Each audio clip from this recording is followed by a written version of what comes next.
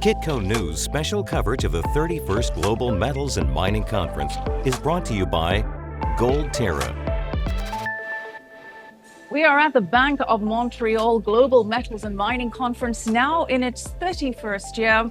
And la creme de la creme of the industry have gathered here in Hollywood, Florida, including Mark Bristow, President and CEO of Barrick Gold. Mark, so great to have you with us. Thank you. It's great to be back here. And it's particularly great to be chatting with a fellow South African, as we had a chance to exchange some stories before we started taping here. You said it's great to be back here, and it certainly is great to have an in-person conference, over 1,600 people attending, a lot of energy, a lot of buzz this year. But there is this shadow looming over the conference, and that is, of course, the dynamic between Russia and Ukraine, with the Russian invasion there and the geopolitical risks that may present. Of course, it's a terrible humanitarian crisis, but it also creates a lot of volatility across the globe. As a CEO of a company that has operations across the globe, to what degree do you monitor this, and how is it impacting your decisions on a daily basis?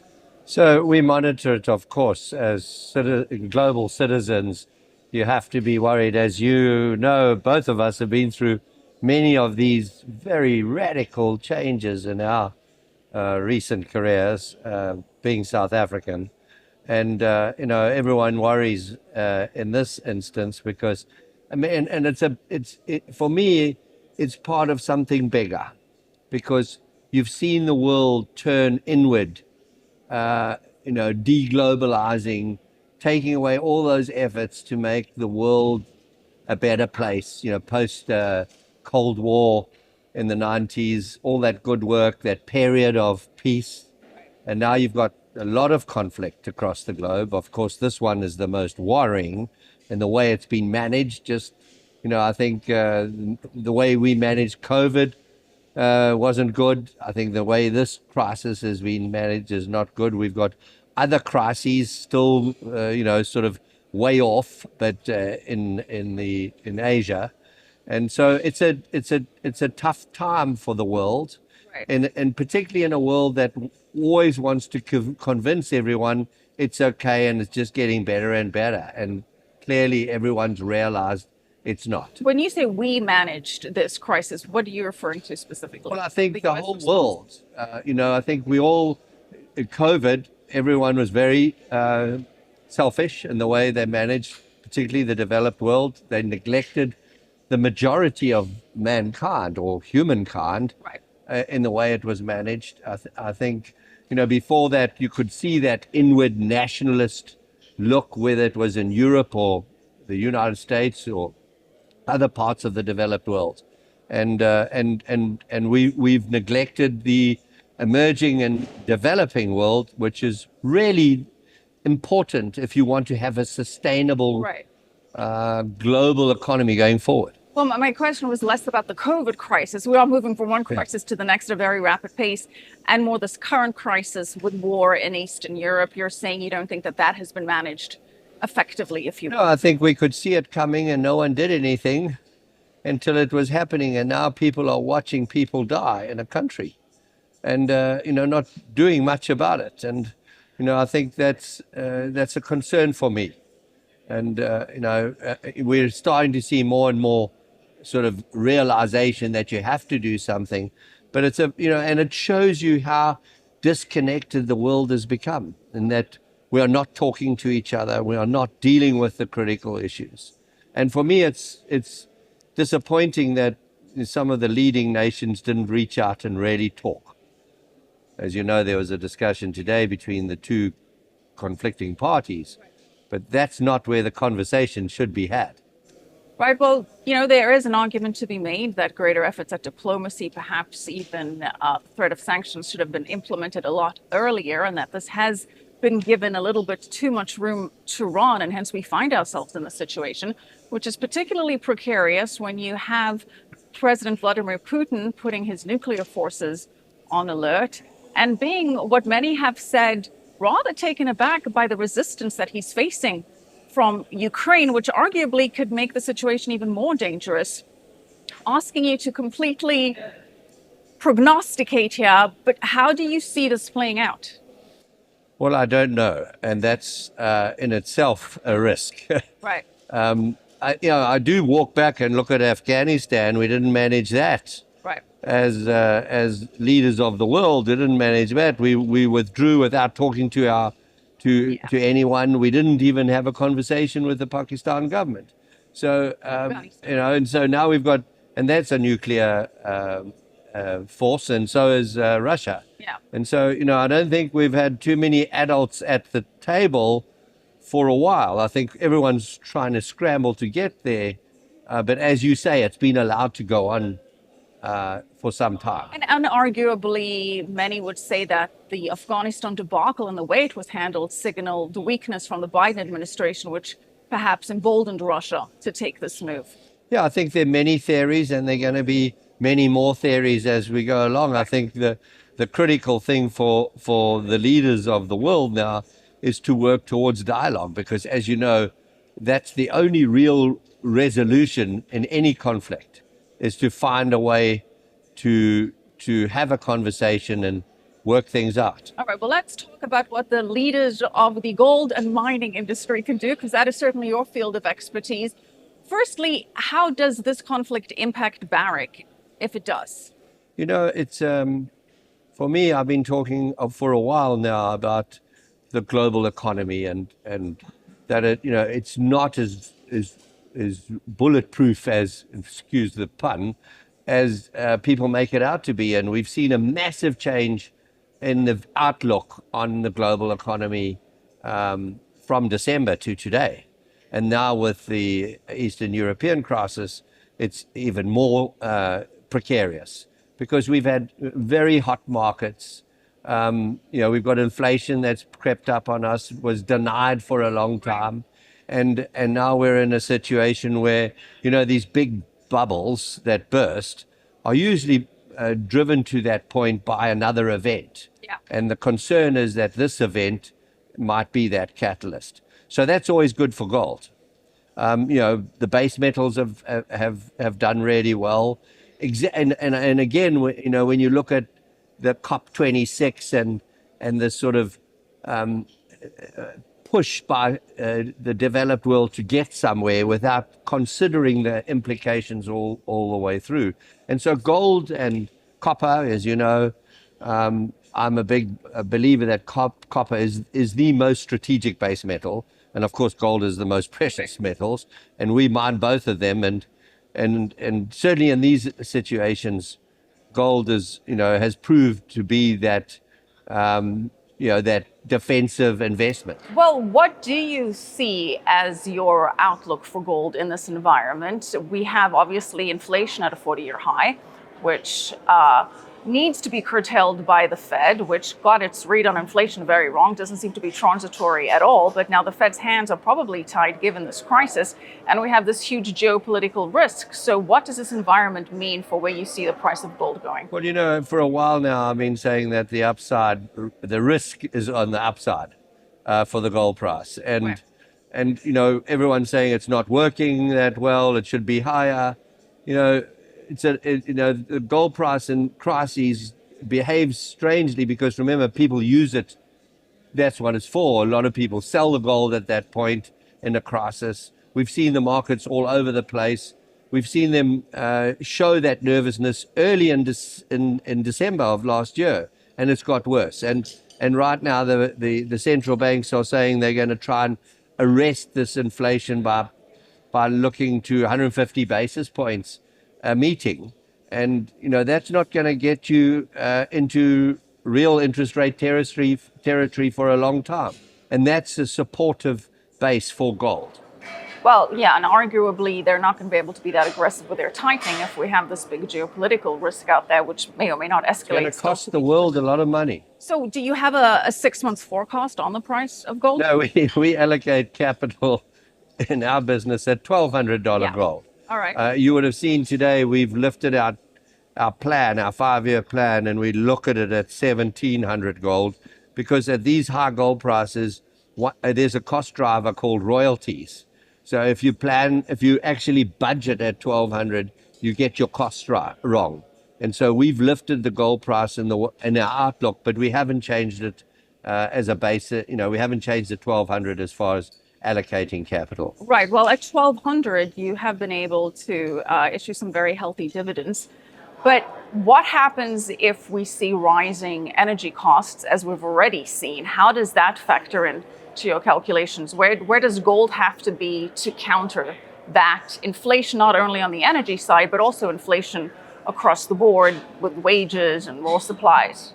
Yeah, so inflation is something business people have to manage every day, and it comes and goes. I'm one of the few who've actually worked in the last period of inflation 40 years ago, and it's a real thing, and you have to manage it. At the same time, there's efficiencies, and I think that's what you've heard me constantly talk about quality. If you've got quality ore bodies, that's your revenue base. You can manage these things. You got to keep at the lower end of the cost curve, and that's important. Replacing your reserves with the same quality reserves, and our industry hasn't replaced the gold that's mined since the turn of the century. So all those things come to bear, but the most important actually is you would have seen that Barrick has outlined a roadmap, an engineered roadmap for 30% reduction in its emissions by 2030. All that is really focused on power generation, and it comes with a 15% IRR and a lower energy cost. So, of course, in the short term, we are going to be like everyone else, exposed to both the fuel price and the gas price. Right. But at the same time, we are mitigating that through our investment in more renewable energy initiatives. Very much further down the line. We're talking between 6 and 18, 20 months. I know you have a net zero goal by 2050 in terms of that. Is that still feasible? That's a target, but we have a program, a plan to get 30% reduction by 2030. And we are working on scope 3 emissions. Those are all part of that second phase out to 2050. That's still a work in progress. And where are you seeing inflation adding the most costs to your operations? So inflation, of course, the fuel cost is a big inflation, about 50%, maybe a little bit more now, because we've seen oil go over 100. Right. So and that impacts many of our sites. So that is, and then the general inflation, of course, the logistics supply chain has a contribution, but I think that will be resolved. However, given this crisis in Eastern Europe, we're going to see the supply chains impacted by that, I'm pretty sure of. And then, of course, just general, it runs through commodities, everything is, because what we're dealing with in inflation, remember, is the devaluation of currencies. That's what's driving inflation. It costs you need more dollars to buy the same item.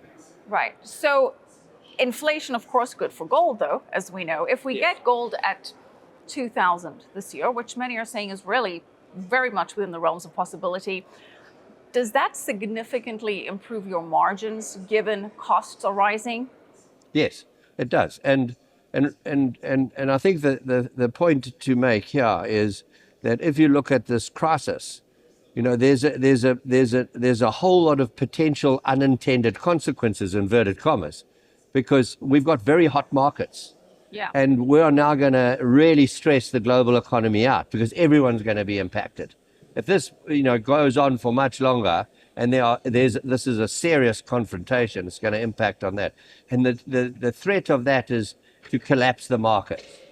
And remember, we're in the longest bull run ever. Right. In the markets.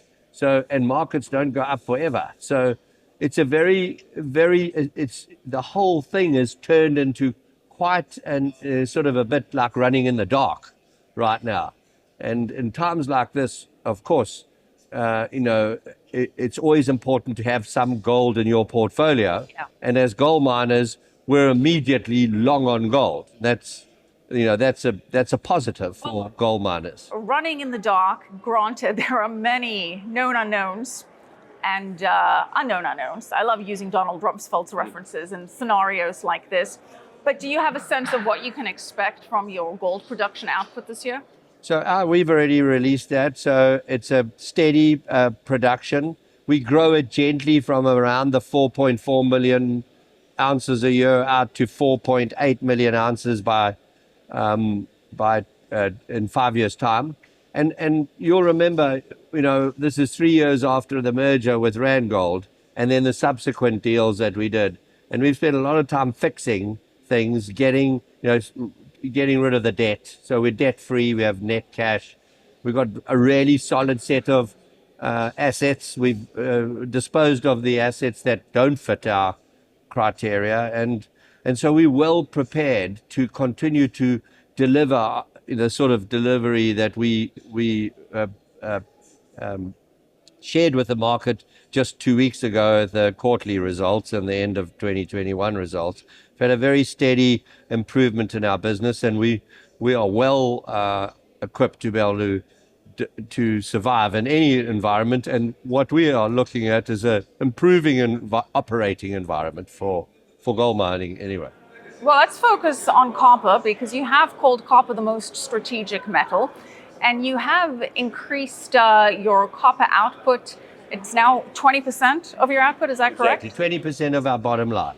Why the focus on copper? Is it largely the decarbonization trend? No, it's, when we did the merger, we want to really grow into a globally leading company in every aspect, a mining company. And on gold alone, it's difficult to get much beyond where we are as far as size goes. And to continue to play in the global markets, public markets, you need to be relevant. So you need to grow your business. And sure, there's opportunities to grow the gold production, as we've demonstrated, both internally and through acquisitions, although right now internally is sort of the preferred option. And gold is naturally geologically comes with copper a lot of the time.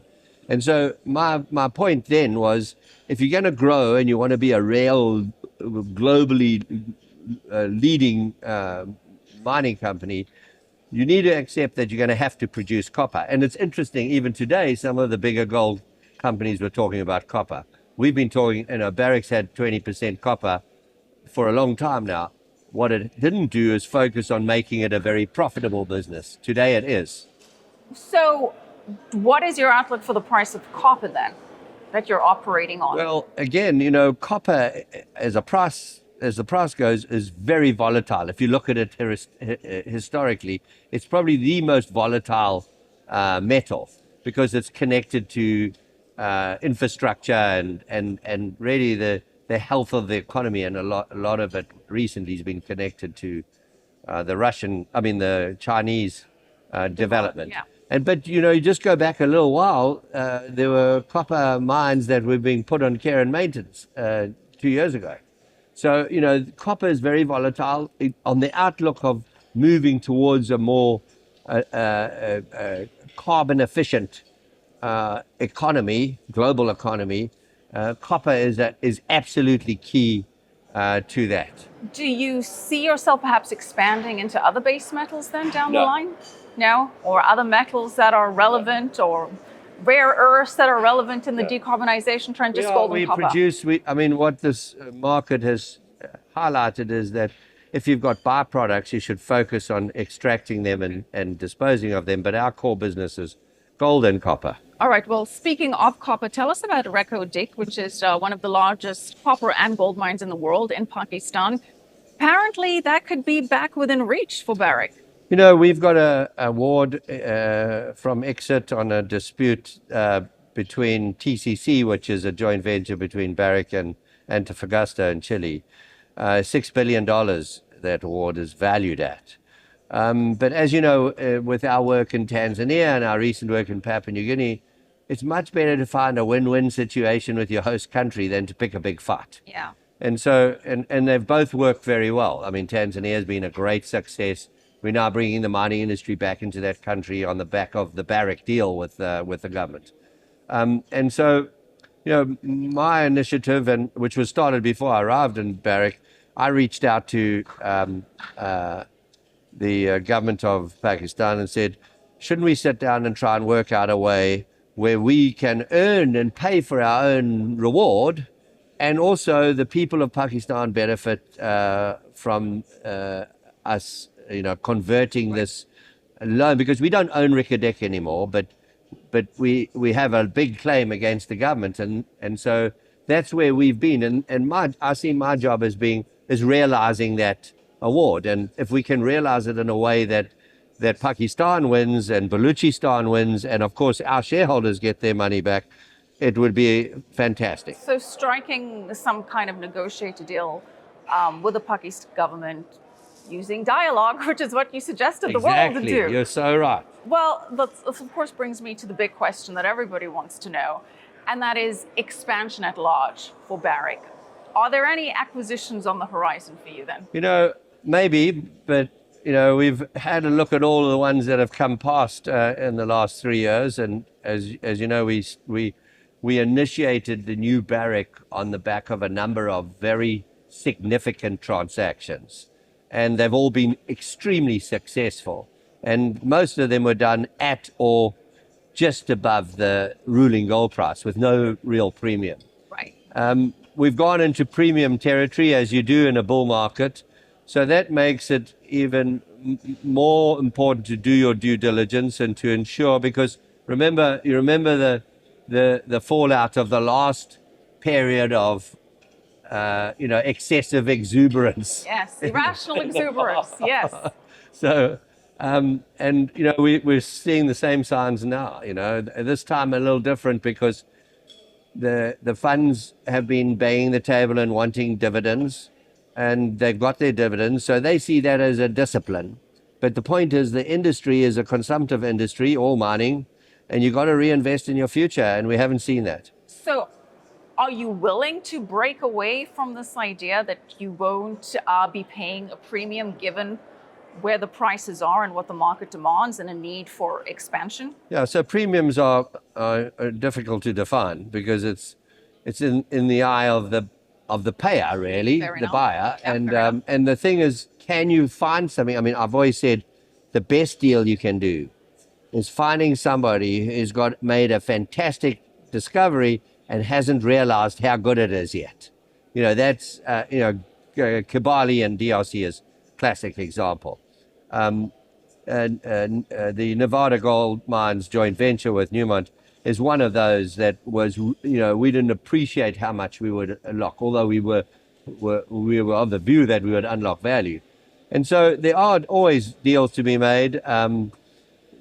Times like this, it's more difficult because the market is efficient and, people want a premium. And then, so in that case, I've been really investing, driving our exploration bench strength. And you would have seen that we've opened up new frontiers around the world. We are global. Yeah. We're in every single gold, copper belt in the world apart from Russia. So probably a good thing right now. Yeah, exactly. So an acquisition is not out of the question. No, we've demonstrated that we're not scared of doing big acquisitions. I often say, if I look back in my career, it's the things I didn't do that made me successful rather than the things I did. And at times like this, you've got to be wide awake, because you can, it's easy for an investor to buy and sell. Right. But as a miner, when you buy something, you're sort of stuck with it, particularly if it's a wrong deal. Well, you mentioned Newmont, and of course there is the classic competition between Barrick and Newmont. Now, your share price is up about 20% year to date, largely due to those healthy dividends that you've been able to pay out. Now, you strive to be the most valued gold company. If we look at that in the sense of market cap, your current market cap is about $13 billion below that of Newmont's. Barrick at $39 billion, $52 billion for Newmont. Do you have a strategy to make that up? Is that something that you need to see Barrick catch up to Newmont on? So if you make the comparison, we over since the deal, since the 1st of January 2019, since the announcement of the Barrick Randgold deal, we're about level pegging. There was a period we were above Newmont, and there was a period when we were below. And you look at the relative share price performance, but difficult to use market cap per se. Okay. And recently we've improved on that. But again, Newmont is in a different market, and out of New York, it's on the S&P. It performs slightly differently. You're bringing me to my next question, Mark, because there is speculation there that you are considering moving Barrick's primary listing to the New York Stock Exchange so that you can be on the S&P 500 and therefore expand your investor base. Is that on the cards? No, it's certainly always been something that we look at. Remember, it's an expensive exercise because you crystallize certain tax events, right, and you can't just do it. Despite all the connectivity between Canada and the United States, it's best done in a transaction. At the same time, we're now in a different territory, and the S&P is very hot. And if it goes through a correction, rising tides floats the boats. Rising tide brings up old boats. Yeah, exactly. But a receding tide, sinks them. So that's why where you listed is again a long-term plan. And I must say, in this world that's every day sort of diverging, being Canadian is a lot more neutral as a global miner than being American. So, there's pros and cons. No, not in the short term. No. S&P 500 will have to do without Barrick Gold at least exactly. for this year. Okay, well, I want to touch on your sustainability issues because I know that's very important to the company. I know you, for one, have broken down ESG, and not just from the environmental side. You're very focused on the S&G of ESG. What are Barrick's plans there? It's as I said this morning, ESG is something we've been doing my whole career. It's not sort of an epiphany that suddenly has dawned on us, and just because Wall Street's woken up to the fact. So, and Randgold was built on that license to operate. Why? Because we worked in countries, sub-Saharan Africa, where actually your legal license was less important than your social license. And I just fundamentally believe, as miners, we mine national assets. Whether you mine them or rent them, they belong to the country in which you operate. And mining has a history of exploitation. And that's what I brought to Randgold, is I said, I want to show how Africa can build a world-class business with Africans. And so we invested in education. Today AME runs out, and we've got more mines in Africa than anywhere else. And it's run by Africans. And so when you bring Barrick together, it's really diverse culturally. You and I come from the apartheid, sort of those sort of terrible days. And there's a lot of that still lurking around the world. And, I'm very sensitive to the fact that you should have one vision, one team, but you need to be different. And you need to embrace all the cultures. But from a shareholder standpoint, how do you reconcile the rising costs that typically come with being ESG compliant with maintaining a healthy bottom line? So there's no rising costs. The one thing I got rid of is expatriates, reduced them to highly skilled people that could train local talent. And, that's what we did. We invited the Australians to come and teach us how to mine underground. We developed our own open pit expertise, and we uplifted our, the thing about developing in-country expertise is that all that money stays inside. We're at a stage now in Barrick, given what we've done in Randgold and Barrick, is now we are integrating that team across the globe because we've developed the skills in our host countries. So what would you say is the biggest paradigm shift for the mining industry over the next 2 decades or so, as a veteran of the industry? I think as I've often said, we've got to build the mining industry to be acceptable to future generations. And that comes with this whole outlook. The fact that you want to be professional, you want to have young people. It's an old industry. I mean, I've managed to reduce the average age in Barrick materially. You need to, we offer such great careers, but we've always sort of employed from the back of the intellectual queue. We need to go to the front of the queue now with automation and, innovation. And again, if you look at job growth across the world, it hasn't been at the high end. Whereas I'll just give you Nevada. Northern Nevada is where the mines are. Our average wage is about $90,000 a year. Southern Nevada, where Las Vegas is, the average age is about $30,000 a year. So, but we haven't marketed that. We are now. Okay. And we need to, as miners, go to the universities, go to young people. And the other thing is mining has always traditionally been a bit militaristic. And we've got young people don't want to get told what to do. They want to be part of it. They teach themselves quicker. It's an exciting thing to work with young people. And, the mining industry is fearful of young people with big responsibilities. I always remind them how young I was when I started Rand Gold Resources. Didn't know much. Today young people have got many more tools and the ability to teach themselves. So it's an exciting time. And we've certainly seen the benefits of younger people. And remember, younger people come with more energy. They're more on top of things. So they're much more efficient. So they can claim time off. To be work sort of balance. Not necessarily. You have plenty of older and middle-aged people with a ton of energy that can rival that of youngsters. But I get your point that you're trying to appeal to a new generation, both in terms of shareholders and actively recruiting people to work for Barrick in the mining industry. Final question. I recall you once told your son, speaking of younger people, that sleep is a waste of time.